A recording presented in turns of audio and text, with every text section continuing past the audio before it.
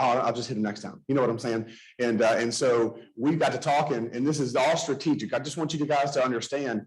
I know this to be true, and I've said this before, that we really, from a real estate standpoint, you really need to identify who you're going to be working with by March, because come April, when the spring buying season hits, it's game on. So it's so vital. Come on in. And the reason that we're doing this now here in January, it is so vital that we're contacting our database now, contacting our prospects now. We are really putting in the effort now and planting those seeds, because the harvest is coming in the spring, right? And so Tim's here, and the reason that we have Tim here today, and it's strategic, is because guess what? When you're making those calls, how many times, I know I've done this, I just pick up the phone and call. I'm relentless on some cases, man, and I love it. You know, I'm like, hey, I'll just, like, who needs to be called? Let's call him. And I'll call him and say, what's up? Tim's going to be covering strategic questions, better questions for better results. So my hope is that you're able to take down some notes today, that when you're making these calls, that you can implement and start asking these targeted questions, knowing that this is going to result in more opportunity. So with that said, Tim, thank you so much. I'll let you fire away. All right, let's do it. Thank you, buddy. All right, so I'm not going to take up too much of your time today. Jeff said it's 10 to 12. Is that what everybody's got slotted for today? Okay, good. So just to give you a little how this thing's going to shake out, I'm going to talk about asking questions, why we should ask them, what type we should ask, how we get better at asking them, and how we get better results as a result of that. And then we'll probably take a little break, and then we'll actually maybe do some role play, bring up some objections that you guys are getting in the field, and we'll talk about how to implement what we're talking about to get them to where we want them to go. Does that sound good? Okay, good. So just so you know, this talk is going to be as good as the audience participation, right? As many people as are here, there's twice as many that were chicken and that are sitting at home watching on a computer in their pajamas still. I want this to be such a fun opportunity that they're going to say, damn, I knew I should have went. Can everybody help me make that happen? All right. Okay, good. So I got the right group. All right. So when we're talking about asking questions, we're actually talking about selling. Can we agree on that? Yes? Okay, good. I mean, we are in the sales business. Can we agree on that? Right? I know sometimes whether we're a lender or a PMI, home warranty company, insurance, or a realtor, oh, I'm not a salesperson, I'm a realtor. Well, the people that sign contracts with us to pay us thousands of dollars, do they want us to be a realtor or do they want us to be a salesperson? Is that a trick question? All right, so when someone signs a contract with us to take care of their largest asset that they own, which is their home, right? When we list a property, is that person counting on us to be a realtor or a salesperson?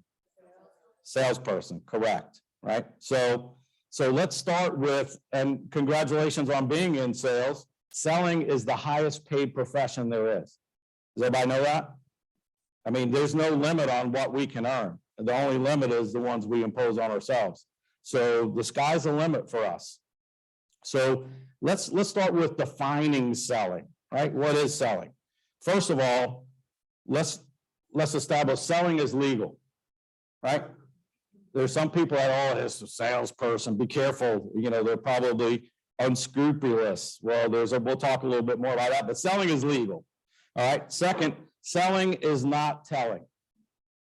Okay. Selling is not telling. And that's critical because we're going to be talking about that a little bit more.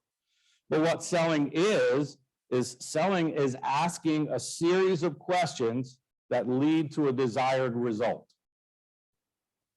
Selling is asking a series of questions that lead to a desired result. And what is the result that we desire? More sales. Thanks, Jeff. Good job. All right, good. So let's count on that. Who wants more sales? Yeah? Okay, good. All right, so let's talk about how we can do that.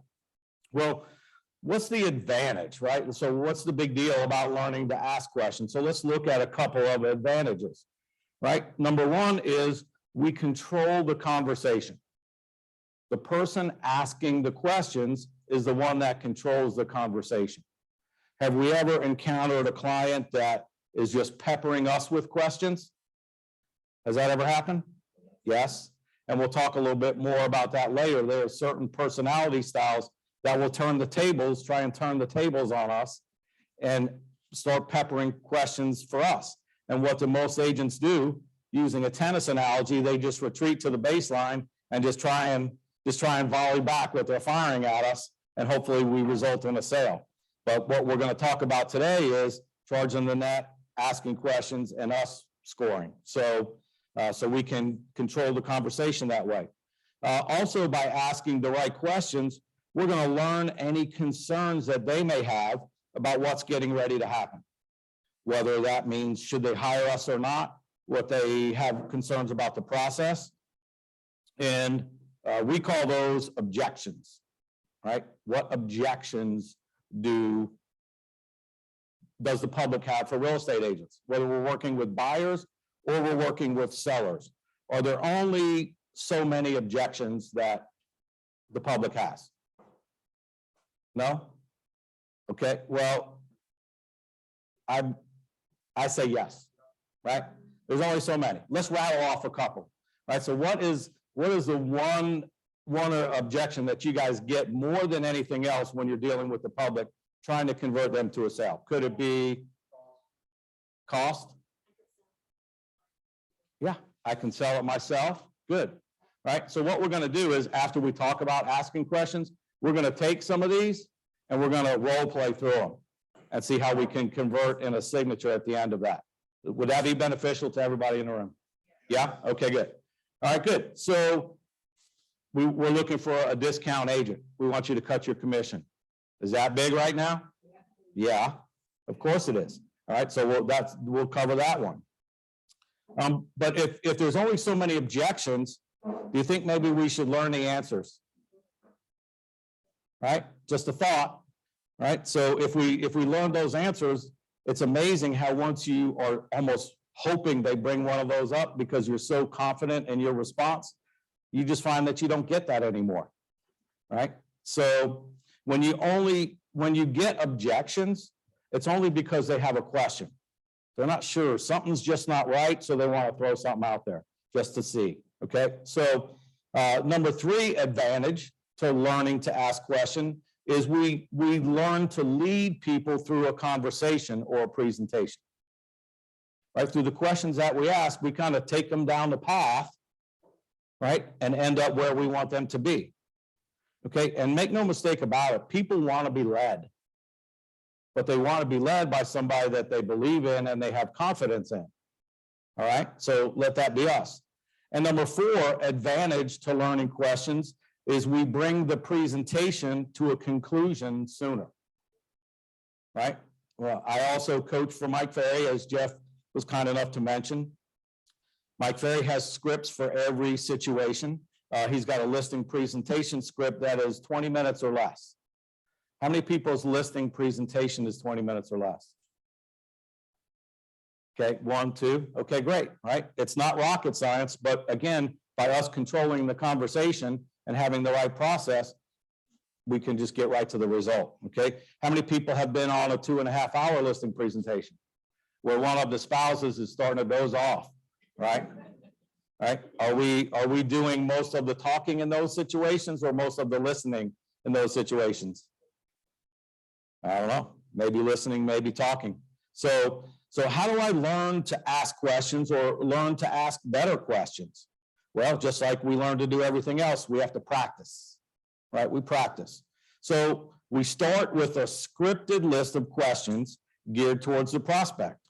So if we're going to, how many people list property and how many people just work primarily with buyers? I want to make sure I'm giving us stuff that we can use. List property? Okay, good. Only buyers? Okay. All right, good. So more listing, but some of both. Okay, so I'll cover both. You know, my philosophy is, I'm sure you've probably heard, you've got a list to last. Has anybody heard that? Right? Do we have a lot of homes for sale or a few homes for sale? Very few, right? We've got a 2-week supply of homes for sale. Does everybody know that?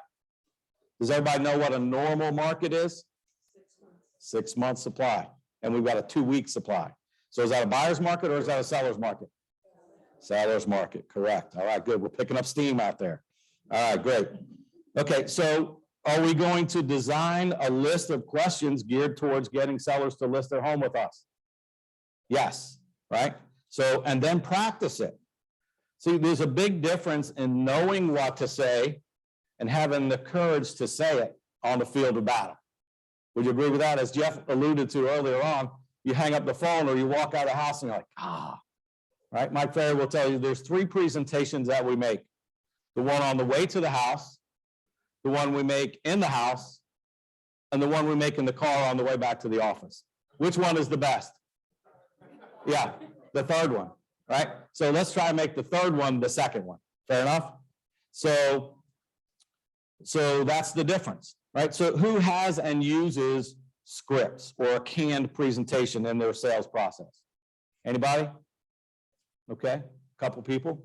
All right, so if you want to, it doesn't really matter whose you use, as long as you use them consistently and believe in them, right? You can read words, but if you don't believe in them, it's going to come across. So find somebody that works for you and then just go with it. You can go to mikeferry.com and he's got all the scripts you need. Expired listings, for sale by owners, pre-qualifying listing presentations, the listing presentation, all that stuff is free, right? And you can get all of that, okay? So let's ask this, because only a couple people had scripted, a canned presentation. Do doctors have a scripted presentation when you walk into the doctor's office? And it's primarily what? Questions. Boom, boom. When did it start? Do you have this? Is this going on? Is that going on? It's boom, boom, boom, boom, boom. Before they make any recommendation at all. They're asking questions. They're gathering information. Do attorneys, right? If you had to go to an attorney for anything, what's the first thing they do? Question, question, question, question, question, question, and then they advise.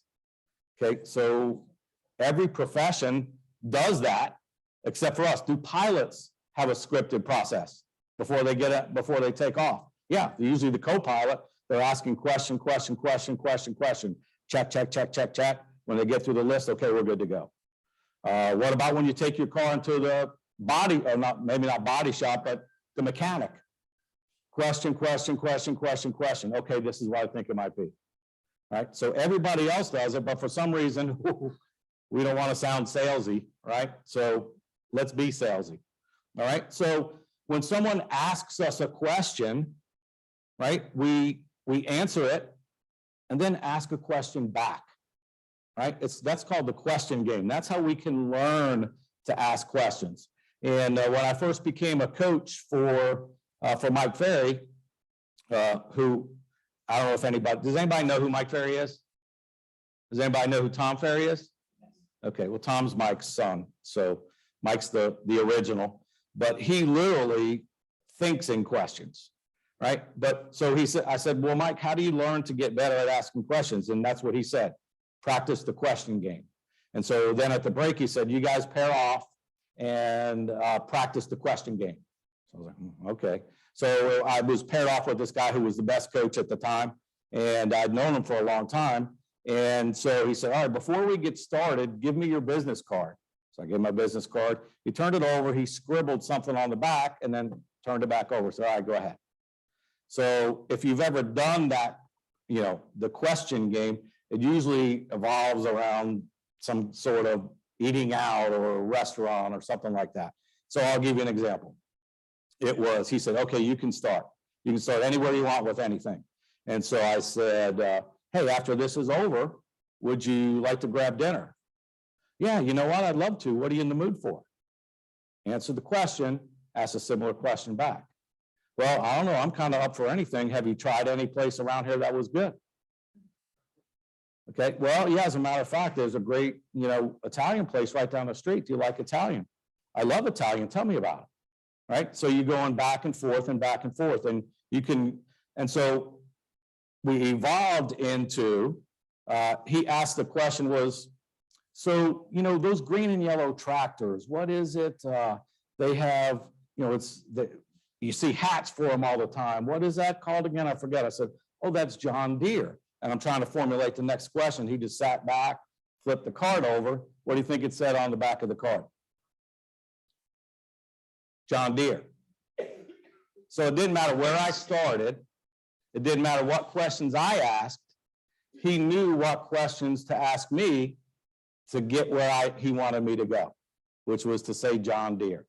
And so it went something about, farm to table restaurants and, oh yeah, there's a lot of, farmers around here, a lot of good, so it wasn't like, do you like tuna fish or grilled cheese? Well, I don't know what's the green and yellow tractors. It was a logical progression. Does everybody get that? Right? So that's what we're going to show you how to do later. Right? We're going to show you, no matter what they say, how to take them down the line and do that. Okay? All right, good. So you're doing it right when you can get them to say out loud what you just wanted to tell them. I think we should get started right away. Right? You know what? I think you should get started right away. That's what we want to say. But we can ask them a series of questions that get them to say, you know what? It sounds like we should get started right away. That's when you know you're doing it right. Right? And so just be clear. People do not make the decision to act when we're speaking. There's nothing that we can say that's going to make somebody act. Is that counterintuitive to what most people believe? Yes? Yep. Everybody thinks, oh man, as soon as I drop this on them, they're going to be snatching the pen out of my hand. Right? That's not the way it works.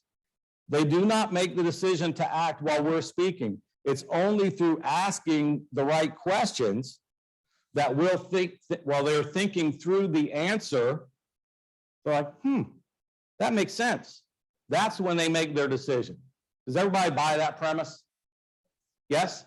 Okay, good. Because I'm going to prove it later. All right, okay, good. So who wants to know the key to asking great questions? Yes, yes, okay. All right, so actually the key to asking great questions is listening to the answers. Right? Listening to the answers. We have to genuinely be interested in what they're saying. We cannot fake interest. Right? Have you ever had a conversation where somebody's asking you questions and while you're answering it, they're looking over your shoulder at that attractive person walking by, they're looking in their phones buzzing, oh yeah, and they're peeking in their pocket, right? How does that make you feel? Right? I'm wasting my time. They don't care. They're not interested. But when you ask somebody a question and you look them right in the eye and you're listening to what they're saying, right? That's called MMFI. Everybody write that down. MMFI.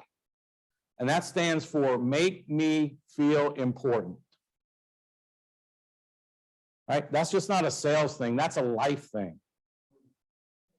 Right? Everybody it's amazing the things that will happen to you when you start doing that. Right? So on my tombstone, I wanted to say, he made people feel better about themselves. Right? And if you make that a way of life, you'll have as many sales as you can do. Right? You'll have to bring people on to take the overflow. Right? So just start practicing that. Make me feel important. Well, how do you make people feel important? You ask them questions about what? Themselves. People love them some them. Right? So ask them about themselves and be genuinely interested in the answer. That's also called charisma. Right? And they talk about, certain people have that. Ronald Reagan had it. Bill Clinton has it. Right? But it was, people will say that, no matter how many people were in the room, when they were speaking to you, you felt like you were the only one there. Right? That's what we're talking about. When you make that kind of connection, that's called recognition, which recognition is actually the greatest motivator of human beings. Did anybody know that? Recognition is the greatest motivator of human beings. That's from Earl Nightingale. Who knows who Earl Nightingale is? All right, great. He was one of the great minds of our time. He had a couple books that you may know. The Strangest Secret, which is You Become What You Think About. Lead the Field. Most books are Nightingale Conant, that was Nightingale. Okay, so he said that recognition is the greatest human motivator, right? So if you give people recognition, whether it's face to face or even on the phone, are they going to feel good about themselves? And if we give them recognition, are they going to want, first of all, how rare is it that people get that going through life? Is it pretty rare? All right, so if we give that to somebody, are they going to want more of it? Absolutely. Will they answer more of our questions in order to get it? Definitely, right? Are we getting it? All right, good. So when they answer our questions, we approve of the answers they give us, no matter what it is. No matter what it is. Okay, and again, we're going to talk about that in some examples later. All right, so listening is where the gold is. Okay, so what keeps us from truly listening? All right, well, distractions, yes. But when we're in a sales situation, we're usually not distracted, right? We're trying to make a sale, whether it's on the phone or we're talking to somebody at a house or whatever it is. We don't have too many distractions. So in a sales situation, it's one of two things, right? We're too focused on the words that we're using. Okay, so we've got a list of questions we want to ask, right? And we're just focused on, okay, I need to say this. And then they're answering that question. Okay, God, what was the next one? What was the next? Okay, wait, all right, was it this one or was it that one? You see, when we're doing that, we're not listening to what they're telling us, right? So we're too focused on the words that we're using, right? Does everybody know that words are only 7% of communication? Does everybody know that? The words we use are only 7% of communication. Tonality, right, the rate of speech, upswings, downswings, is 38% of communication, and 55% of communication is body language. Body language. And it's probably even higher than 55% when we're on the phone. Right? Body language on the phone. What you talking about, Willis? Right? But it's even more important. So I coach people, when you're on the phone, you have to be standing up, right? And you have to be using, yes, you can have energy and enthusiasm, which is mainly the tonality and the body language. When you're excited, are you moving around, right? Or are you just kind of standing there? I mean, it's kind of hard to sit at your desk like this on the phone and be excited, right? So stand up, move around, get excited, right? That's energy and enthusiasm. Even if you have no scripts and you have energy and enthusiasm and are excited for people, they're probably going to do business with you, right? So we can work on the energy and enthusiasm while we build the skills. And then the second reason, or the second thing that keeps us from truly listening, is we're listening with the intent to respond versus listening with the intent to understand. Does everybody know the difference? We're listening with the intent to respond, saying, okay, they're saying this. All right, okay. All right, so they're saying this. So when they're done speaking, I'm going to say this. So we're just listening so we can jump on what they're saying. We're more focused on what we're going to say next instead of what they're saying now. Make sense? And listening with the intent to understand is basically just laser beam focused. Am I crystal clear on what this person is trying to accomplish? Okay? So when we do that, when we listen with the intent to understand, is that about us or is that about them? Them, of course. And we talked about this earlier. Who's the only person that they care about? Them, right? And who do they not care about? Us, right? At all, right? Don't kid yourself for a second, right? So by doing that, that's the MMFI. That's the goal right there. Listening is the goal. So when we're asking questions and they unveil their motivation to us, right? Even if we've got a script, I coach agents to just hit pause for a minute, right? And just kind of throttle down and then Ask them open-ended questions that get them talking about that. Does that make sense? We just had our third kid. We're in a 2-bedroom condo, right? I just want a kitchen. Oh, wow, good for you. So what kind of kitchen would you like to have, right?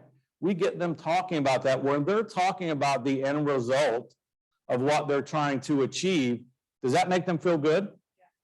Right? And so when we practice doing those kind of things, we get things like, Alice, I don't know what it was, but when we talked to you, it just felt right. We felt like you were going to make it happen for us. And really, we didn't say anything. We just asked them questions and they were talking about it. Every time they spoke to us, they got to feel good about the end result. Does everybody get that? And that's through the questions that we ask. All right. So hit pause, take some time, and be clear. Right? Do most people have their first encounters on the phone or in person? Phone? Phone? How many phone? Okay. All right. So this, I don't have this in my notes, but write this down. There's 2 things I want you to assume with everybody that says hello on the other end. 2 assumptions I want you to make. Number 1 is they need our help. They need our help until they convince us otherwise. Hanging up would count as convincing us otherwise. And number 2, and this is the big one, this is probably going to be the only time I ever get to speak to them. If you hear nothing else all day, hear those 2 things. How many times have we had a great conversation? We hung up the phone. Yes, I got one, $1 million. Man, go to the calculator. What's that going to be? Commission? Oh man, I'm going to get back above water. Great. I'm loaded. And so we go do some research and we call them back. Voicemail. We call them back again the next day. Voicemail. We never speak to them again. Then a week later, we see it pop up listed with somebody else. Does that ever happen to anybody besides me? Yeah, right? So that's because we didn't extract enough information the first time we spoke to them. All right? And that's the same thing whether we're a lender, no matter what situation that we're in. Okay? So it also improves the quality of lead follow-up. Right? The leads that we have, does anybody else have those same leads? Or are they exclusive to us? They're just ours. Nobody else even knows they're thinking about moving. No. If we have a lead, rest assured, and if you're a lender, same thing, 3 or 4 other people have that same lead and are calling them. And if you buy leads, they sell that same lead to 10 people in your market. All right, so other people have that same lead. Okay, so let's just think about the lead follow-up. Okay, so this is another statistic that you should know. Over 70% of appointments are going to be set from lead follow-up, not the original conversation. No matter how good the original conversation is. Over 70% of your appointments will come from lead follow-up, not the ACE, we call it, when you get one on the first try. In this market, with such low inventory, Mike Ferry will tell you it's closer to 90% comes from lead follow-up. So let's just think about a couple of lead follow-up calls that the seller comes home from work and they check their voicemail on their phone and there's 2 calls from agents. And so the seller says, well, yeah, we're really not ready yet. Call me back next week. All right, okay, I'll call you back next week. Right? And so someone's like, I got a lead. They said, call back next week. All right, yeah, I got a lead. Is that a lead? Is that a lead? Well, we don't know because we don't know anything about them. And then we've got the second agent, which is going to be you guys after today. And we're going to say, yeah, I'll be glad to call you next week. When you sell this home, where are you going next? Okay. Call me back next week is what we call the reflex no. Right? Don't ever stop at the reflex no. All right. How about this? We're going to the mall because we need a new pair of jeans. Ate a little too much over Christmas. These things are ridiculous. This button's getting ready to pop. I'm going to go get a new pair of jeans. So we go to the mall where we know we can get jeans. We walk into the store looking for jeans. Someone says, can I help you find anything? We say what? No, just looking. Are we just looking? No, we're walking in to get a pair of jeans. But that's the reflex no. And it happens every time on the phone. 9 out of 10 agents, go away. All right? Just mail me something. Oh, okay. All right, good. All right, well, if I mail them this, I'll get it, right? Just that's a reflex no. Just blow right past that and ask the next question, right? And when we repeat and approve what they say, give them recognition, we'll get them to let their guard down so we can continue asking questions. So when you sell this home, where are you going next? Oh, we're going to Phoenix. Wow, Phoenix, that's a huge move. What's taking you there? Well, we're getting ready to have our first grandchild. Oh, man, your first grandchild. Good for you. When's the baby due? May 1st. Wow. So do you want to be there when the baby's born May 1st, or you just want to be starting? No, we want to be there May 1st.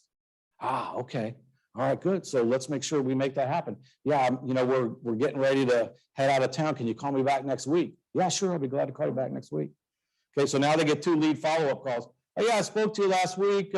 You said to give you a call back. I just want to see you ready yet? Call number 1. Call number 2. Hey, it's Tim Rowan with Remax. Man, I can't stop. I'm so excited for you guys. May 1st is right around the corner. I know you said you were going to be back in town. I just wanted to see if we could get together this week to make sure you're in Phoenix for the birth of your grandchild. Who's getting the call back? Number 1 or number 2? Do both agents think they have a great lead? Yeah, who does? Okay, it's only because we asked questions. We got them talking about the end result. Please stop asking people if they're ready to get their home on the market. Is anybody ever ready to get their home on the market? No, it's a pain in the rear end, right? That's why the iBuyers have had such success. It's a drag, right? Even in this market, right? So don't talk about being pregnant, talk about the baby, right? Talk about the end result. We have to put it on the market so we get this, but you only talk to them about this. You ask them questions about this, get them talking about this. That's how we make the sale, okay? And so the more we know, the easier it is to close, all right? So Mike Ferry's wife, Sabrina, gave us an example one time. She said, I watched Mike, and he will start a conversation, just like the doctor, just like the attorney. He just started asking people questions. He doesn't make any statements. He just keeps asking questions. And it's like every time they give him an answer, they're handing him an arrow. And he takes it and he sticks it in his quill. He asks another question, they give him another arrow, he sticks it in his quill. He asks another question, they give him an arrow, he sticks it in his quill. When he knows where the bullseye is, meaning he knows what they're trying to accomplish, and he's confident he knows enough to hit the bullseye, then he starts firing. Then he starts closing. Does that make sense? So think of it that way, okay? That's just an analogy of what we're talking about. And when we don't do that, like example number 1, you ready yet? You ready yet? You ready yet? That's called surface closing. Surface closing. And that's what most salespeople do. Can that still work? Can that still work? If you ask enough people, will that still work? Yes, right? But the problem is you have to talk to a whole lot more people, right, to make it work. So again, don't be thrown off by the reflex no, all right? So now let's talk about types of questions, right? Because there's different types of questions. There are yes or no questions, correct? Right? Yes or no? There are tie-down questions. A tie-down question is we make a statement and then follow it up with, is that right? Is that what you're looking for? Right? So we make a statement and then we follow down, is that right? Okay, a tie-down statement. Number 3 are either or questions, right? Either or questions. And number 4 are open-ended questions, right? Those are the ones that start with who, what, where, why, when, and how, right? Are those the best type of questions?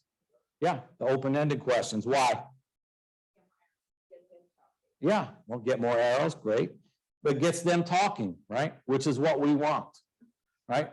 If they're talking more than we're talking, we're winning, right? If we're just sitting there listening, right, we're making progress. If we're just, flapping the gums, we're not making progress. So it gets the other person talking, which is what we want. We want them talking about what they're trying to accomplish. All right, so now here's the tricky part. Depending on their personality style, we can determine which kind of questions are best. Right? So through the Mike Ferry training, we use the 4 different personality styles, and I'm going to give you a little cheat sheet on those. So we can know when we ask a certain question, based on how they answer it, we can discern which personality style they are. And so based on that personality style, we know what kind of questions to ask. Does that make sense? All right, is that too deep? No? All right, so we're going to get into that a little bit.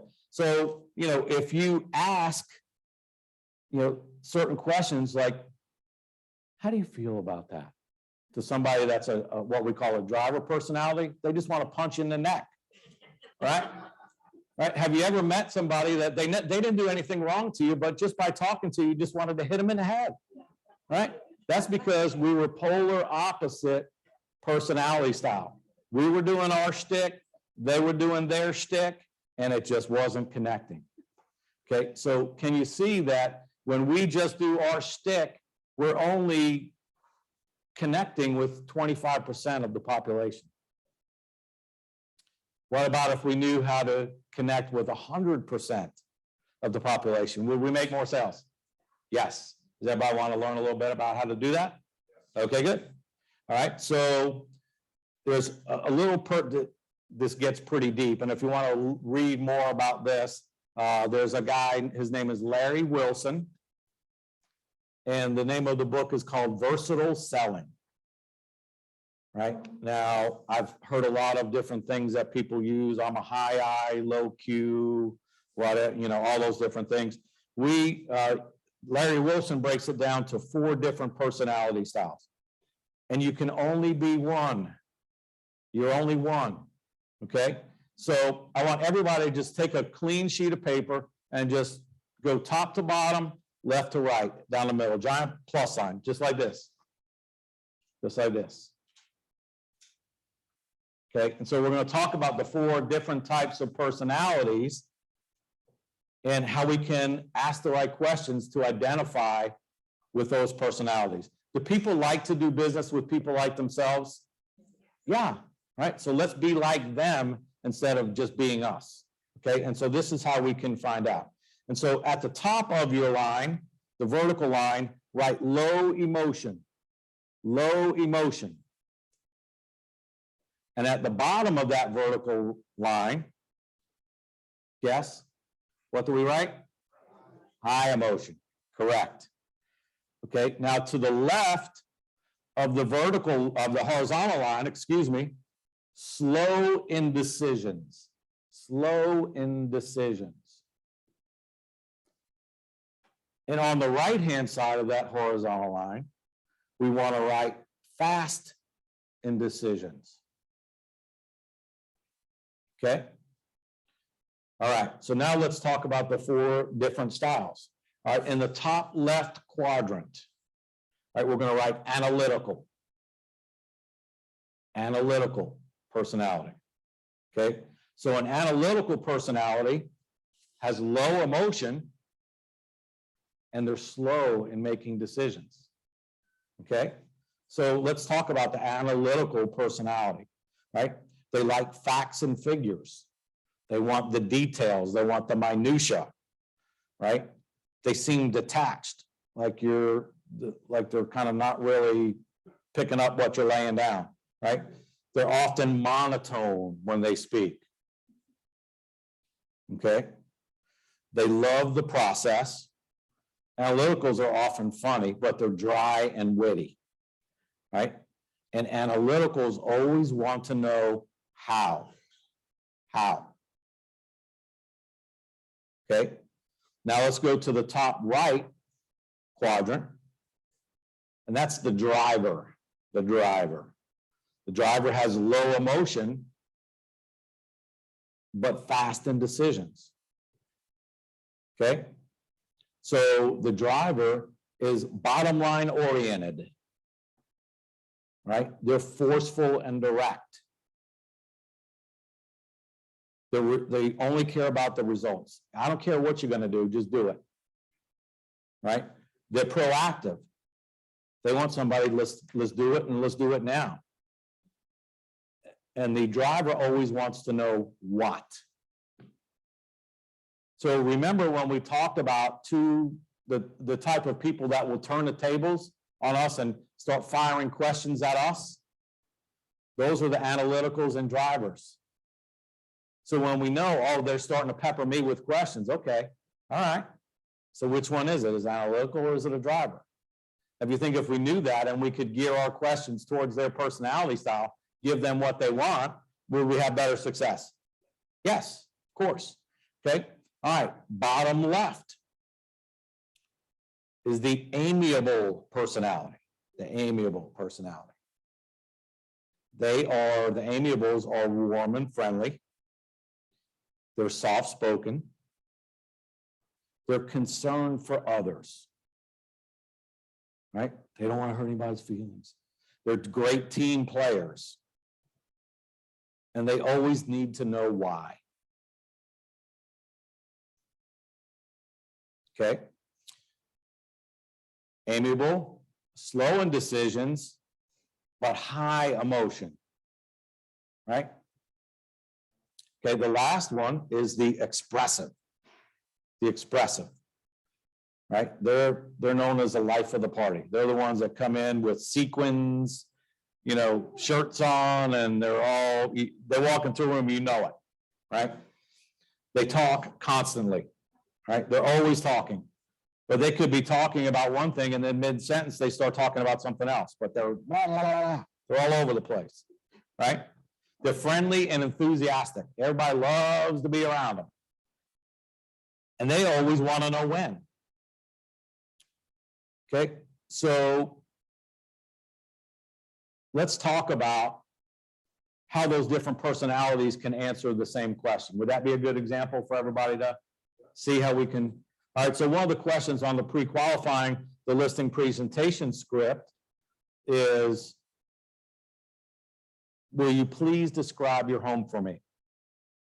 Will you please describe your home for me? So let's look at the 4 different personality styles and how they would probably answer that question. Okay, the analytical, would you please describe your home for me? Sure, it's 1,642 square feet. It's a 0.37 lot, cul-de-sac lot. The roof is 7 years old. We've got, the HVAC is only 2 years old. It's got, and they just start rattling off, boom, boom, boom, boom, boom, boom. It's like, okay, all right, got it, we're good. All right, that's how the analytical, it's all about the facts and figures and the details. How would the driver answer that question? Would you please describe your home for me? Yeah, it's 3 bedrooms, 2 baths. What else you want to know? That's it, right? Okay, the amiable. Will you please describe your home for me? Oh, yes. I mean, our house it's the best house in the neighborhood. I mean, all the kids, when they come out to play, they all come to our house, right? It's so, it's so inviting. We have all the kids and they sit on the porch and I bring them lemonade and, it's in a cul-de-sac, which is great. I love sitting there watching the kids play in the amiable, right? High emotion, slow in decisions. Okay. Will you please describe your home for me? Expressive. Oh yeah, it's a great house, man. Are you kidding? It's the best house in the neighborhood. That's why we picked it. It's got a screen porch out back. Man, we love the screen porch. When we're sitting out there sometimes, our neighbors will come over and they'll just sit out there. Sometimes we come home and they're just sitting out there and we're not even home yet. And they're still sitting on a screen porch. And oh, did I tell you about the kitchen? Oh man, the kitchen. That's probably the best part. Forget the screen porch. That kitchen, we got a Wolf 6-burner gas range. I mean, have you ever cooked on one of those things? Unbelievable, right? So can you see the same question with 4 different personality styles? We know what we're dealing with. Is that helpful to anybody? Yep. Is that going to take some practice? Yeah, right? So we could spend a whole nother day on that. But the more we learn to deal with those different personality styles, right, is that going to be beneficial to us? Right? And we know when we're dealing with an analytical and an amiable, we can't be hitting them over the head, sign now, sign now, sign now. We have to, it's okay, it's all right, you're doing the right thing, right? We have to take some time. You know what I love about working with sellers like you, Mr. Analytical, is because I know when you've got all the information that you need to make the best decision for you and your family, you're going to make it on the spot, aren't you? What are they going to say? That's right. So my job here today is to make sure you've got all the information you need. So before I leave, you're ready to make the decision. Right? You know, I know you love this house. And so my job here today is to just show you how we're going to find somebody that's going to love this house as much as you love it. Right? Can you see, are they going to be picking up what I'm laying down? Yeah. Right? You know what? Hey, you know I'm the best agent for the job. Let's quit screwing around, sign the freaking contract, and put me to work. Right? That's a driver. Drivers love drivers. They want people that are going to take control. And then, yes. Yeah, fire away. Sorry. How do you handle that though when you have a husband and wife that they're two opposite ends of the spectrum? Okay. Who do you talk to? The stronger, weaker, find a middle road? Okay. The woman.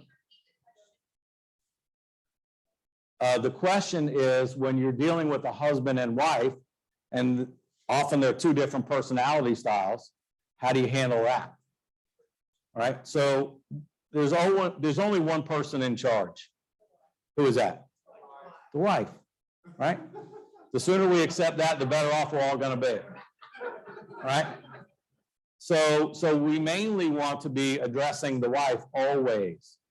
Always. Right? And there's a part in the listing presentation, because up until that point, have we only spoken to one of the spouses usually when we walk into the house? So we have no idea what we're dealing with on the other side, right? So there's a portion of the listing presentation script that we bring them into the fold and try and flush out anything that they may have.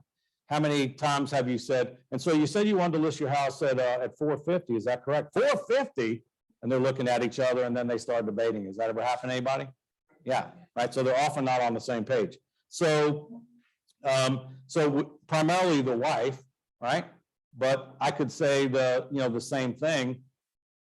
Let's just say the husband is a driver, right? The drivers think they know everything. Yeah. The analyticals think they know everything. Yeah. Right. So, hey, Jim, I don't need to tell you, but Doris, I'm going to tell you what I'm going to do to find somebody that loves this home. Jim, I know you don't really care about what I do as long as I get you the most money, right? Yep. Doris, I'm going to find somebody that loves this house as much as you do. Is that okay with you guys? Yeah, oh, yeah. Okay, but the wife, always. All right, so here's a little asterisk, right? That's a monkey wrench. People will have a backup personality style under duress. Right? When it's fight or flight, sometimes they'll convert to something else. Is it a stressful situation when a total stranger walks in and sits down at their kitchen table and says, "Give me the key to your home"? Yeah. Right? So recognize that, and sometimes we have to adjust as we go through.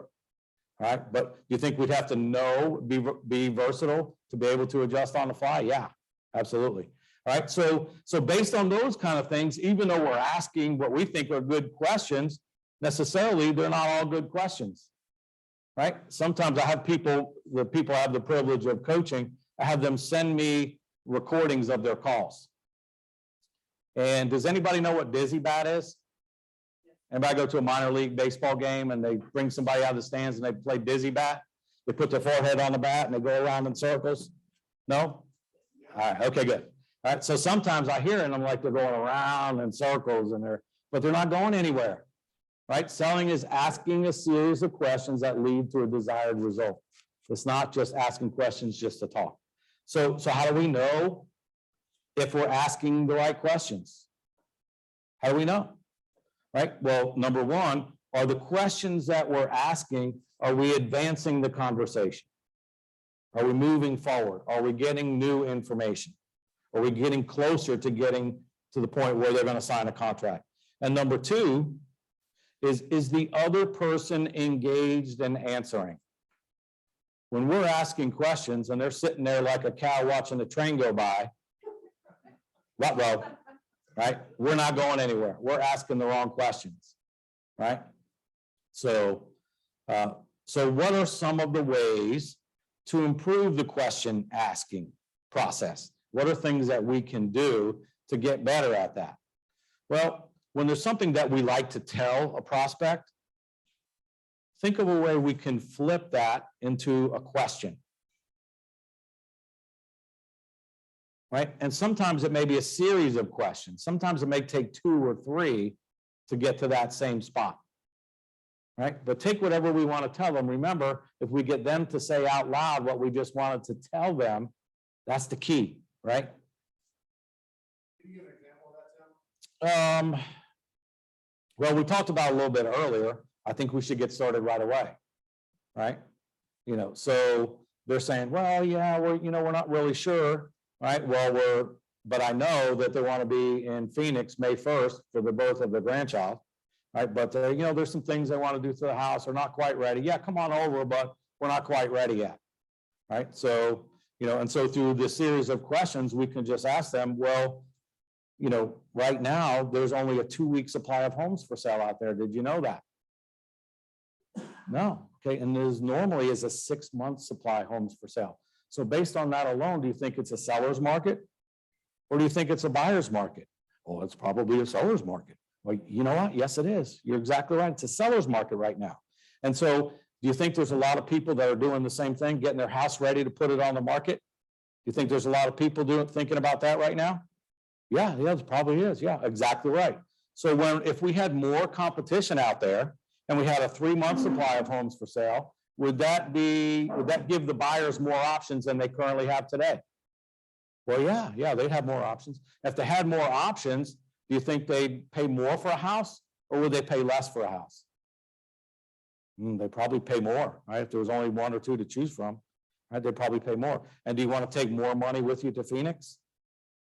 Yeah, grandkids are expensive. Yeah, I know, right? So, okay, so what do you think? You think we should wait, or do you wait till everybody else, or should we go ahead and get out there now? Well, it sounds like we should get out there now. You know what? That's a great decision. All right, let's get started. Does that help? Okay, good. All right, so the second thing is record yourself, right? Don't get hung up on, I think that's illegal. Right? I think in North Carolina, you can record any conversation that you're involved in, but please consult your attorney and your broker for E&O. But literally, you can record yourself and then listen back. And when you listen back, there's 2 things that you want to be listening for. What percentage of that conversation was I speaking versus what percentage of that conversation were they speaking? Okay, and again, the more we're speaking, the less decisions they're making, right? So, and number 2 is how many questions did I ask versus how many statements did I make? Okay, that's where the rubber meets the road, right? And again, I consider Mike Ferry the master of that. So someone had recorded one of Mike Ferry's coaching calls with, he coaches some of the best broker owners in the country. And so he had a coaching call, they're 30 minutes long, with one of the top broker owners. And he came to the call and he was considering closing one of his offices. Okay. And so that was the gist of the coaching call. And during that 30-minute call, Mike Ferry asked 7 questions and made 1 statement. Of the 30-minute calls, Mike spoke for 6 minutes and the broker spoke for 24 minutes. And at the end of the coaching call, he was thanking Mike profusely for talking him through making the decision to close the office. Ta-da! Right? We just asking questions and getting them to do what they know they need to do. So that's it right there, right? Those are the 2 things. That's where the rubber meets the road. Okay, anybody have any questions about that? All right, good. Is everybody on overload right now? Yes? All right, good. All right, so I think this would be a good time for a break. Everybody stretch, absorb what we learned a little bit, and then we'll come back and have some fun, and we'll start doing some role play. We'll start handling these objections that you guys are getting and see what kind of questions can we ask to get them to where we want them to go. Does that work for everybody? Yeah? Yeah, let's go 5 minutes, 5 minutes. Time's money, 5 minutes. Wash your hands if you're going to the restroom.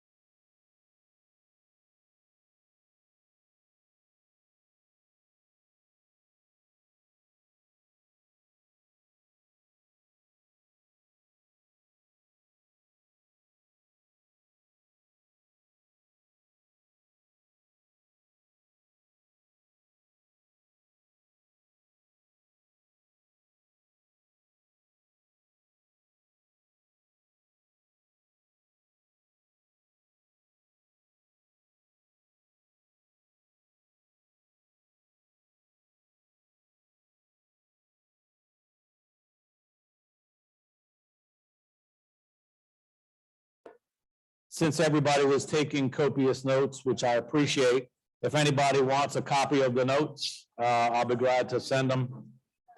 Just let Jeff Gilmore know and I'll send him a copy and he can disseminate the notes. We've also got this recorded live, so we're doing this via Zoom too, because a lot of people weren't able to join us. So we'll be sharing the link if you want to watch it. We'll definitely send the notes as well. So. All right, good. So let's just take some a poll of some objections that we get, some things that stump us, and let's figure out how we can, by asking a series of questions, maybe lead them to the desired result, to get them make the decision to at least meet with us. So who wants to offer some objections that they get in the field? I've got some of the top ones, but let's see if anybody has it. Yes. Where would I go? Okay, yeah, that's absolutely a great question. Yes, she asked if I want to move, but I can't find anywhere to go. Is that pretty common right now? Yeah, right. So, so there's other options. Do we know what their options are for that? Right? Do we know what their options are? Right. So if someone says, well, yes, I want to move, but I don't know where I would go, say, I understand there's a lot of people in your same situation. Again, repeating and approving. Hey, I get it. I'm on your side. A lot of people in your situation. Do you need to sell in order to buy? Well, oh yeah, we have to sell first. If they have to sell in order to buy, are they even a buyer in today's market? No, they're not, right? There's not. And so there's a good saying in this business, those that generate don't have to tolerate, right? And so if we're either doing one of two things. We're either creating transactions by our actions, by calling people and asking questions, or we're chasing transactions. When we're creating transactions, doing predictable, duplicatable activities, we are pretty sure where our next deal is going to come from. If I keep doing this, I'll have one at some point this week. If we have no idea where the next one's coming, well, we chase anybody. Okay, all right, tell me what you're looking for. I'll go find it for you. Right? So, and then off we go. But we need to ask, do you need to sell in order to buy? Right? If they say yes, so then we just say, okay, terrific. So let me ask you a question. Since we have to sell this home, it's such a seller's market right now, we're probably, as a result of my marketing, we're probably going to get 3 or 4 offers at least, right? And so let's think about this. We've got 3 or 4 offers on your home. We've got 2 that are cash, they're full price. We've got 1 that's over full price from a qualified buyer, they're putting 20% down. And then we've got another one that's full price, but they have to sell their home first. Which one is the first one you're going to throw out the window? And don't you think most sellers are going to feel just like you? So if we need to sell in order to buy, now, can you see by asking those series of questions, did they get that, oh crap, I'm not a buyer? Right? In their mind, they're like, oh, I just got to find something to buy, and then I could sell my house in a minute if I wanted to. Right? But they're not a buyer in today's market. So we have to ask them questions. We can say, well, you're not a buyer in today's market. Right? But through asking you those questions, did you come to the realization that you're not a buyer? Right? So again, it's the self-discovery is where we want to go there. And then, of course, if there's other options, right, then tell me about where you're looking to move to, right? Are they looking to move up? Are they looking to move down? Depending on those situations, right? But also there's other avenues, i.e., Jeff, what is the company that you guys deal with? Ribbon? Yep. Ribbon is an option for them. Is everybody familiar with that? Where all they have to do is qualify for the new home. Ribbon will actually buy the home for them, and then we can sell their home after, right? So think about this. We don't have an inventory shortage in our market. Do you know what we have? We have a problem-solving shortage. Let that sink in for a minute. we don't have an inventory shortage, we've got a problem-solving shortage. How many people would sell their house today if we could solve their problem? If we could find them a place to live, if we could, whatever their problem is? A lot, right? So part of the problem of no inventory is us, because we're not solving their problems, right? Just a sidetrack there. Okay, good. All right, so does that help with that one? Okay, if they say, well, no, I don't need to sell in order to buy. I don't know anything on this. Okay, fantastic, right? So then we would talk about, what are you looking for, right? And then we would talk to them a little bit more about that. Okay, so if we found the perfect home, would you go ahead and buy it? And then move into that, and then we could worry about selling this one? Well, yes, I'd like to. Is that a buyer? Yes, it is. Why don't you tell me about what you're looking for? And then we nail them in. Okay? All right, good. So the first question we have to ask is, do you need to sell in order to buy? It's kind of like when someone says, oh, you're in real estate. How's the market? Oh, it's fantastic, right? We've got nothing for sale. Sellers are killing it. Buyers are fighting. They're sending love letters. They're sending pictures of their dog. It's unbelievable. We get 8, 10 offers on every house. Why? Well, I was thinking about buying, but I guess I'm probably going to hold off for now, right? Oh, you're in real estate. How's the market? It's fantastic. Are you thinking about buying or are you thinking about selling? Ta-da! It's two separate conversations, but we don't know until we ask. Exactly. Okay. All right. So how about, well, we're going to talk to several agents. Anybody getting that?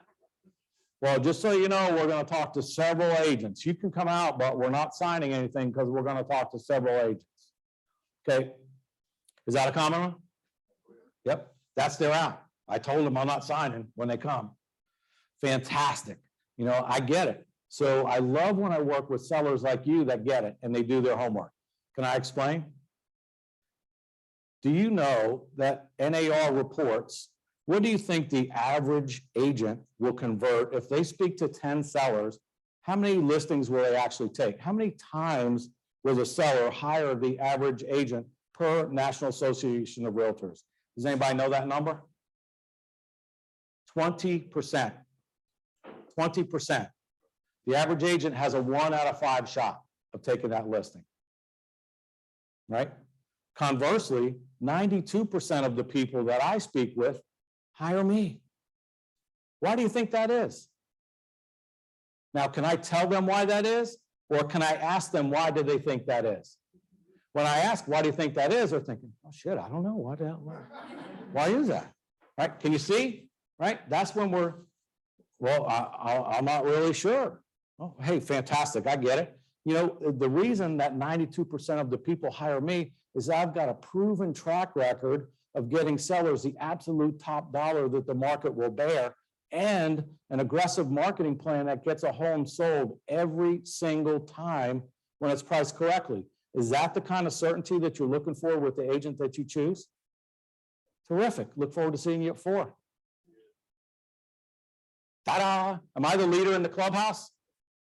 Right? Before I even get there. When the other people go for an analytical that has to know all the facts and figures, geez, Doris, I'm curious, what percentage of the listing appointments that you go on do you convert? Does she have any clue? No, they don't. Right? Must be a 20%er. Must be a 20%er. Right? So people will say, well, I'm not really sure about it. I guess I'll do what most people do. Right? So we should, basically the listing should be ours when we walk into the house unless we screw it up when we get there. But do I have to know that 92% of the people list with me? Yeah, so I track my numbers. I track how many people, how many appointments I make, how many listings I take. Should we know our numbers? Should we know, am I good or is the market good? Right, one of the biggest things that I see in this market is you can make money despite yourself in this market, for God's sakes, right? Commissions have gotten so large, prices are going through the roof.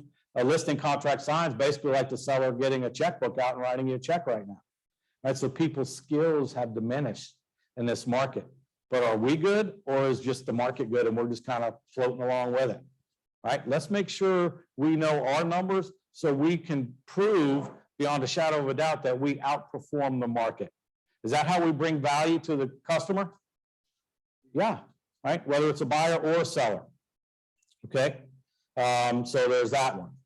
Okay, what about we're looking for a discount agent? How much commission do you charge? Anybody get that ever?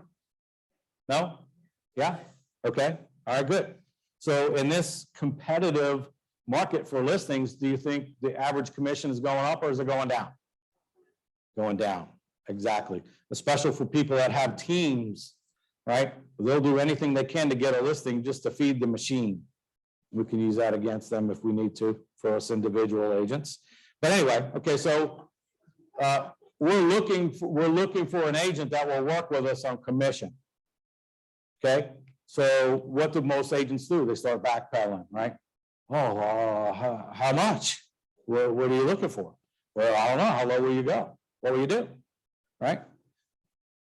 Is that effective? No. Okay. How about if, hey, you know what? Good for you. So what I hear you saying is you're looking to put the most amount of money in your pocket when the sale is done. Is that correct? That's right. Okay, fantastic. So really, as long as I can show you how by hiring me, we'll put more money in your pocket, it's not really about the commission. It's just about you making more money. Is that correct? Is that kind of, we're asking them questions. Oh, is that correct? What do sellers think? I pay less commission, I make more money. Is that true? No, it's not. If all things are equal, right? So that only works if everybody got the same result. Does that make sense? Right?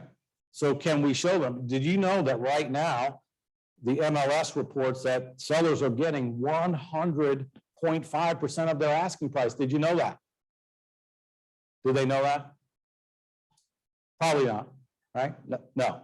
So MLS reports that sellers are getting 100.3%. Good for them, right? However, my sellers are getting 103.9%.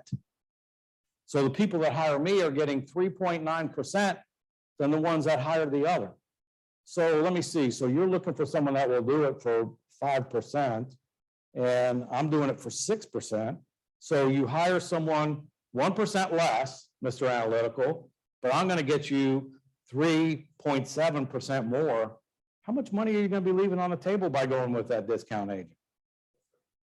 Now, you said you were looking to make the most amount of money, correct? Isn't that what we talked about before I came out? All right, so let's do the right thing. Sign the contract. Do I have to know the numbers? Right? Is that true? When I'm asking you those questions as an audience, while you're thinking about that, is that, you know what, that makes sense. All right, is that yes, yes, no, yes? Okay, good. All right. So how about a for sale by owner? Right? I can sell it on my own. I've already got a couple of interested buyers. Anybody deal with for sale by owners at all? A great source of business, right? What do we say? What's a typical response? I've already got a couple of buyers. Oh, okay, all right, good luck. Well, let me know if I can help you, right? Wow, good for you. You know what? Hey, I looked at it. It looks like a fantastic house. There's not a doubt in my mind you can sell it on your own. I guess the only question that we need to ask is how much money are you willing to leave on the table? Oh? What do you mean? What do you mean leaving money on the table? Well, it's proven, right, that I can show you how I can actually put more money in your pocket by hiring me, even at a full commission. Right? Let's get together and see if I can do the same for you. I'm available today at 4, tomorrow at 2. Which is better for you? Well, will you do it for 4%? You know what? Hey, let's take a look at it. I'm clear. If I can't put more money in your pocket, I'm no use to you. But you know what? We're not going to know until we meet, are we? Right? So I'm willing to invest the 20 minutes. Are you? Oftentimes they will. All right. How about, let's see, all you agents say the same thing. All you guys are the same. Anybody ever hear that? No? Yeah? All right, good. Okay. All you guys are the same, right? All you guys say the same things, right? Hey, you know what? Fantastic. And on the surface, right, you would think that's true. We're all in the same market. We all have the same license, right? We all have access to the same resources. And yet were you aware that the average agent in our market sold 3 homes last year? Did you know that? Huh? 3? Yeah. Statistically, the average agent sold 3 homes in our market last year. Fortunately for you, I sold 42 homes. So just based on that alone, don't you think it's probably safe to say I do things a little bit differently? Would you like to find out what that is? I'm available today at 4, tomorrow at 2, which is better for you? All right. Well, you guys charge too much. That's 6%. That's ridiculous. Right? I'm looking for an agent that will do it for 4%. Hey, you know what? We've talked about that commission already. But this is for the driver, right? Right back in your face. You know what? I don't have time for this. I'm only talking to people that'll do for 4%. Right? You ever get any of those on the phone? Hey, you know what? Hey, I get it. Let me ask you a question.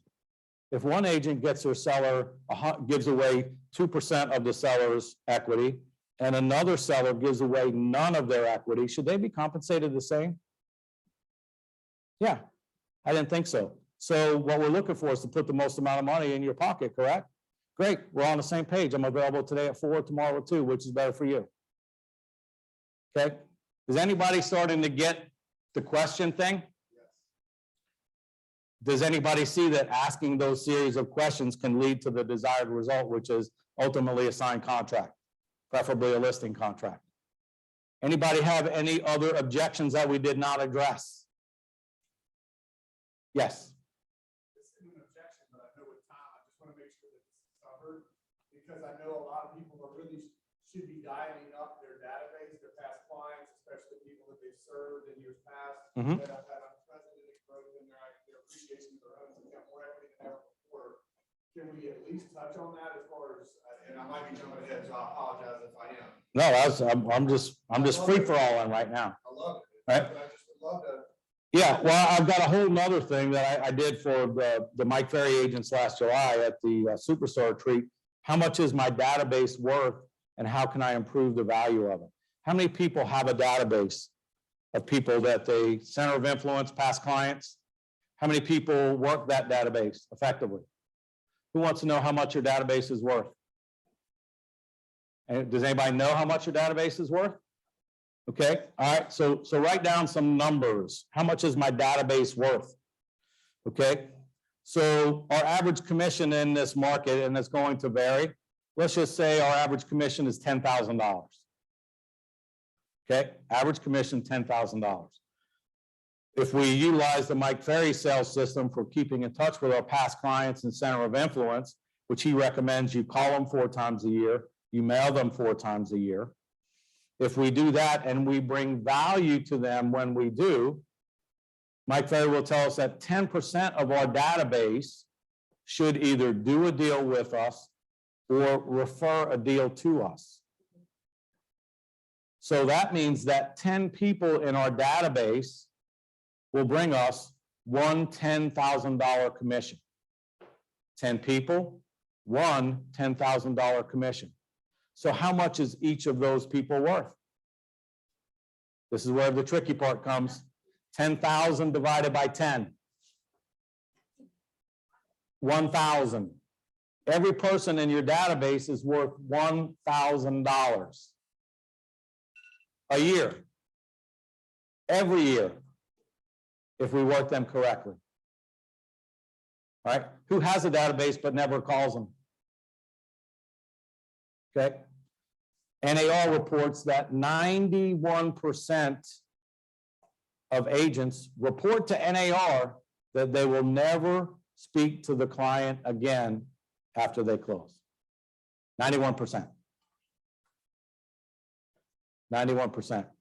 87% of the time, when someone lists a home, they do so with someone other than the person that sold it to them.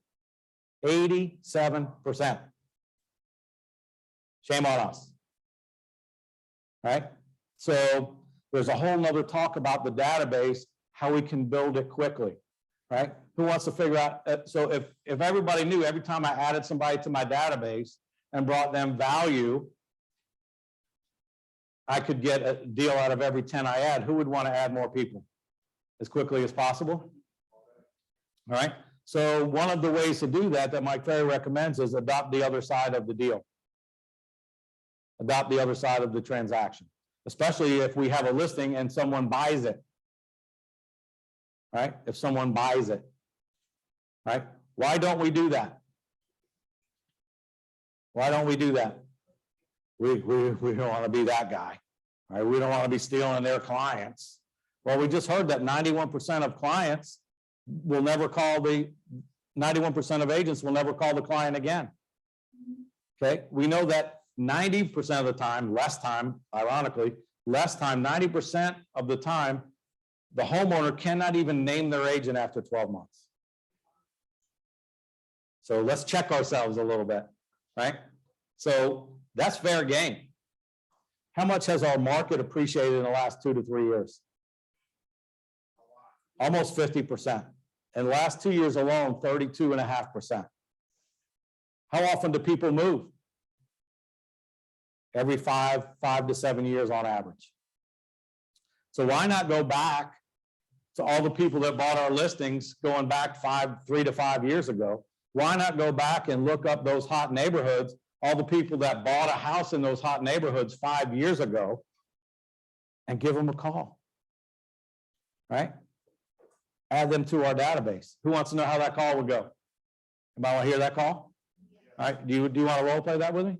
And what is your name? Heather. All right, ring, ring. Hello, Heather. Is this Heather? Yes. Hey, this is Tim Rowan with Remax Executive. I'm the guy that had the house listed for sale when you bought it 5 years ago. And I just wanted to give you a quick call and say congratulations. Can I tell you why? I just want to congratulate you on what a great decision you made when you bought that home from me 5 years ago. Do you know how much money you've made in the last 5 years? Yeah, right. I wish we all did, right? But I just want to say congratulations. And so, you know, I know that statistically people are moving every 5 to 7 years. Have you considered making a move at all? We haven't, but what a great idea for you to call me. Yeah, well, you know what? I appreciate that. And what a lot of people ask me to do, Heather, and I'll be more than happy to do the same for you, is just touch base with you a couple times a year, let you know what's going on in the marketplace, and more importantly, how it affects the value of your home. Would you like me to do the same for you? Sure, that other girl has a phone. You probably couldn't even name her, could you? Not sure. Yeah, I'm not sure if she's even in the business anymore. All right, so we'll just touch base a couple times a year, right? And then when we do, is it okay if I ask who you might know that needs my help? Is that okay? All right, fantastic. Thanks for calling, Tim. $1,000, right? What's the hook there for her? I'll call you a couple times a year. Not, I'm gonna insert you in my database, and I'm going to reach out to you quarterly. Who signs off for that? Nobody, right? Just gonna touch base a couple times a year, let you know what's going on in the marketplace. Do they care if they're not moving? No, they don't. But do they care if the value of their home changes? Absolutely, right? That's how Zillow got to be Zillow, not by people selling houses, but they came out with this magic thing called the Zestimate. And people got on literally every freaking day to see if their Zestimate changed. That's how they got all those followers for Zillow. People checking the value of their own home to see if it changed. That's what they want to know. Yes. Stupid question, maybe, because that was my client, but how did you get a phone number? What's that? How do you research a phone number? Well, there's all kinds of different resources, white pages. There's a lot of different resources that you can get numbers. And go to the door. Right? Door knocking is the best way. All right. So that's making a huge comeback. Okay, so there's a lot of ways to build your database quickly. And what's the reason people don't call their database? What's the reason? What's the reason you guys don't call them like you should? You cherry pick a few, but you don't call the others. Why? Lazy? I heard you lazy. Too busy, possibly. Fear of rejection, right? Okay. We feel like we're begging, right? We feel like we're begging for business, right? Well, let's be clear. They don't care if we call, and they don't care if we don't call. They don't know we're supposed to. They don't care. They're doing their thing. They're living their life, right? But if we call and we give them value, they feel obligated to give us something in return. So we feel like we don't bring value when we call. So if you think about it, how many times a year should we call them? Four times a year. So we only need 4 scripts of value, and we give everybody the same call. And there's a bunch of different ones. I'll just give you one. Does everybody have a list of people that they use? Roofers, contractors, landscapers, right? Everybody's got their list of people, right? So, can I come back to Heather again? Sure. Ring, ring. Hello, Heather. Hey, it's Tim Rowan with Remax. How are you? Great. I just wanted to check in with all my VIP clients and make sure that you knew you had access to the contractors that I use. Did you know that? No. Yeah, I've got a list of all the best contractors out there, whether you need plumbers, electricians, roofers, whatever you need. I want you to think, call Tim. Is there anything that you need currently that I can help you with? No, but my husband's an electrician. Can you put him on the list? You know what? I would love to. Will you have him give me a call? Sure. Okay, terrific, because I'm always looking for the best of the best. Okay, so I'll be glad to put him on there. Okay, all right, so say, can you send me the list? Will they say send me the list? Yes. Yes. Can you send me the list? Oh, you know what, Heather, I'd love to, but I can't. Can I tell you why? Sure. Because I'm constantly upgrading that list, looking for the best of the best, because that's what you deserve, isn't it? Yes. Of course it is, right? And so the last thing I would want is for me to send you my list today, and then you need a plumber 6-9 months from now, and I've already upgraded twice. Do you want the best of the best? Yes. Yeah, so just think, call Tim when you need something. Fair enough? That's fair. Is that valuable? Yes. Yeah, they won. All right, so who wants to hear one that they could use right now? New Year's resolution? I just came up with this the other day. Okay, so let me pick on somebody else. Who wants to role play this one? Your name is? Christine? Okay, all right, ring, ring. Hello, Christine. Hey, it's Tim Rowan with Remax. How are you? Good, good. Just want to give you a quick call and say Happy New Year. And, I came across an article the other day. I heard people talking about the top resolutions for 2022, and it made me think of you guys, right? So they talked about the top 5 resolutions. What do you think number 1 was? Lose weight, exercise. Lose weight, right? I mean, year after year, when are we going to learn, right? Lose weight. You nailed it, right? Exactly right. And number 2 was, like you mentioned, exercise, get rid of your vice, stop smoking, stop drinking, vice, right? Number 3 was improve the career, right? Get a better job, switch careers. And number 4 was move, right? Number 4 was move. Did you know that? No. No, I was actually, as a realtor, I was surprised that I saw that. And as soon as I saw that, I said, let me call all my VIP clients. And Christine, I just wanted to see, was that one of the resolutions that you had this year? No, but I like moving, so I might move. Okay, fantastic. My kind of gal, right? So if it's not you and it's in the top 4, it's got to be somebody you know. Who do you think it is? Oh, I'm sorry. Well, I said, if it's not you and it's in the top 4, right, it's got to be somebody you know. Who do you think it is? My neighbor? Your neighbor. Okay, which one's that? Doris? Yeah, Susie. Susie. Okay, yeah. Do you have her number? I do. All right, great. Would it be all right if I gave her a call? Sure, Okay, can I tell you said to call her? absolutely. Okay, terrific. There you go, right? Is that valuable? Right? Does everybody know what number 1 is? Lose weight? Did anybody not know number 1 was lose weight? Right? Everybody knows that, right? So you can kind of make a joke of it, but I say number 1 was lose weight, number 2 was this, number 3 was this, and number 4 was move. Do you see the difference in saying, what do you think number 1 was? Did you see how I got her engaged? And when she said weight, I was like, oh yeah, can you believe it? Right, so now we're having a conversation, right? Do you get that they see value in that in and of itself? Right, we overthink the value thing, right? So that's it, it's just that simple, right? And then so we can talk for, I did a 40-minute talk on database, but anyway, so if you don't have one, get one. And if you have one, start calling them, all right? So if you want to know more about coaching on that kind of thing, you can go to MikeFerry.com or go through wherever you want.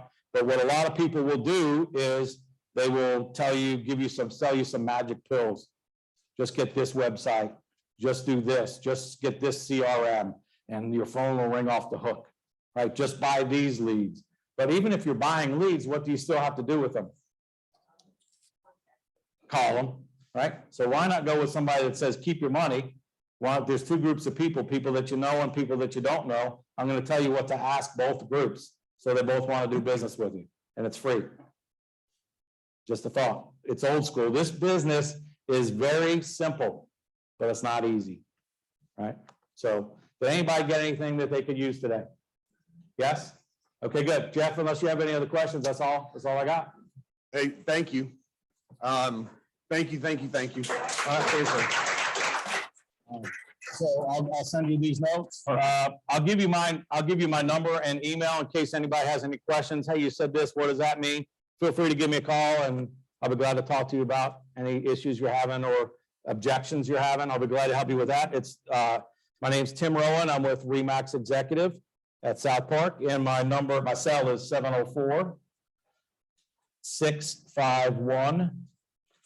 704-651-8837. And it's Tim Rohan, and that's ROHAN at remax.net. I just want to let you know, I came to Remax in 1994 as a result of the young lady right here in front, Alice Walker. She hired me when I first got my license in 1994, and we're still working together to this day. And she's a gem. She is a gem. Let me tell you. If you don't know her, you should. Tim, Yes. do you have a sketch of the breakdown of the personality types in writing that you could share with everybody sometime? Yeah, well, this is like the Reader's Digest version, but I've got a bunch of material for that. And yeah, well, I've got these notes that I read off of today, other than the role plays at the end. I've got everything on here, and so if you want them, just email Jeff and we'll email them to you. Okay? The deeper I Okay. get into all this stuff, and I just 21 years in the mortgage business. I met some key people who took an interest in me, and I'll never forget, this one guy was like, "Hey, dude, stop trying to like recreate the wheel, come up with like the perfect thing. Freaking take what someone else is doing and swipe and adapt, make it your own." And man, I'm a simple-minded person. I'm like, that's a genius idea, so then I'm like, hey, and then when I started to meet people that I really liked, then I'm like, hey, I kind of like what you just said there. It's a simple thing, because here's the thing, I'm learning more and more too. When you ask genuinely, it's like, hey, you know what, could I treat you to a cup of coffee or lunch? I would love to pick your brain, and I've done that, just so you know, I've done that with spiritual mentors. I've done that with like people that I consider super good dads, really high level. What are you doing? And let me tell you something, the stuff that they've shared with me that I've been able to, like, I took my daughter this trip in California over the summer, and it was like the last thing I should have done, because I had so much stuff going on. But I'll reflect on it, and I will till I go to the grave. It's the best trip I've ever been on in my whole life. You know why? Because it brought me and my daughter to a relationship that we have that I know will push forward into the future. And my genuine hope is that she finds someone that treats her the way that I treat her, that I love her. And so my point is, I would never have known that if I did not go to I was with this guy. Sorry, not you, Tim. You didn't tell me that. But I was with a guy, and we were in Arizona at a summit. And I'm like, hey, dude, like your daughter's the same age. Can I buy you a beer? He's like, dude, you know what? Smoke a cigar with me. Come outside. And we started talking, and I was like, tell me your story.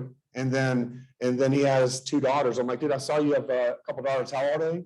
And then boom, it went. And then he was like, hey, dude, just so you know, you have to do this. Put this on your list. So it's just funny how those things happen. My point in saying all that is, if you liked him and what he's saying and what he's sharing, I cannot encourage you enough, because what you were saying is so true. Like, I can vividly remember writing it out, hearing someone, Hunter's with me. He's on my team, but when he kind of got in the business, I remember him literally coming into my office, like, Jeff, can I come just sit in your office and hear you take an application? Can I hear you educate the client to present options and like walking them through what they are, how they work, pros and cons? Can I hear you follow up? So man, and guess what he did? He recorded it, he typed it up, and he made it his own. And then he implemented it. So Tim, thank you so much for sharing that, because it's My so pleasure. valuable. And I hope that people got some good stuff out of this. So one other plug too, because I'm going to say, like, on this annual review stuff, and like, he's so old school, I'm going to try and like beat him over the head with, when you're making calls right now, and you're talking about like the annual, you know, the New Year's resolutions or whatever, if you are not on HomeBot, you need to reach out to the loan officer that invited you, and you need to say immediately, would you help me get on that? Because I'm going to make sure that every single person that I know is on that. I got a phone call last week, I kid you not, borrower that I served 6 years ago. I did not even remember his name. And he said, hey man, I'm actually putting an offer on a house today. Your monthly digest is so good. Like that was what prompted me to sell. And would you help me on the buy? Because you were great last time we worked together. So I'm the guy who doesn't follow up. You know what I'm saying? So I'm flipping the script. I'm going to change that as we Can I give you go a forward. plug on that HomeBot? Yeah. A guy, a coach, I spoke to him yesterday, as a matter of fact, he's in Colorado Springs. He spent $30,000. That's all the gimmick right now is give me your database, I'll work it for you. He paid $30,000 to this company and they said they would guarantee him 100,000. I'm like, dude, where's that 100,000? He didn't get it. They said, they've got this great thing that they do. It's called HomeBot. I'm like, shit, I pay $75 a month for that. Yeah. He paid 30,000. Yeah. And I mean, per user, it's $25 a month. It's because where we pay the lion's share, it's $25 a month. It's the best money that we spend because it engages to your point. I've got over 1,000 past clients. And so my thing is like, hey, you know what? The $1,000 times per person in your database. I'm like, oh, okay, I got a lot of money in there. I probably need to start mining it. So that's it. Here's the thing. We got the events that we're doing every month. Hopefully this was valuable. And I hope that we're going to, you know, this stuff where you're like, hey, you know what? Invite a friend. We're trying to scale this thing. And my vision, we want to double this room size. We want to have hundreds of people coming to this because our hope is iron sharpens iron. What Tim said is so true. You know, it's the 20% selling the 80%. I want the 20%. I want the 90-10 now. At 90-10. You know what I'm saying? I want the 10% selling the 90% because I feel that if the value add that we're able to bring to come alongside you and your clients, it's just a 10. I feel like we've got a really good system and process. It's how we serve our clients, how we engage with them, how we stay engaged and grow with them.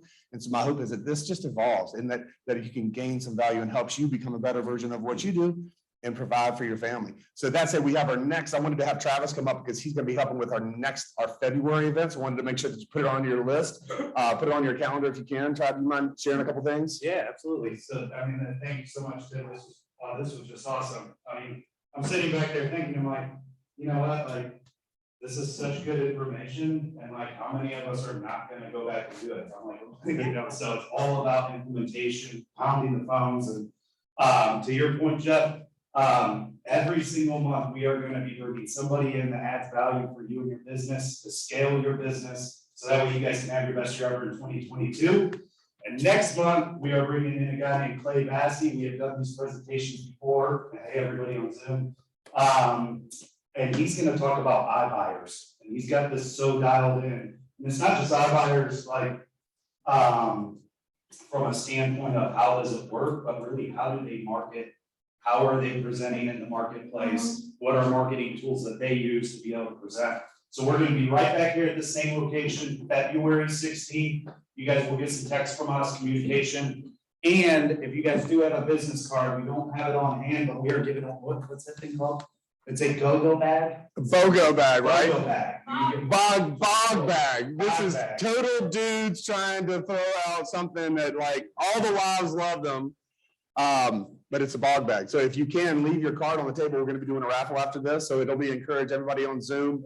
If you want to send your information in the chat. It's a bog bag, isn't it? Jordan, is that what it is? Is that what it is? Christine, you would like, one of y'all would have to know, right? Is that what it's called? Is that what it's called? Gosh. It's Jordan obviously is the brains behind our raffles, and that's not me. My wife is like, look at this. I'm like, oh, that's awesome. That's really nice. February 16th. February 16th. So thank you all so much for coming. Have a wonderful rest of the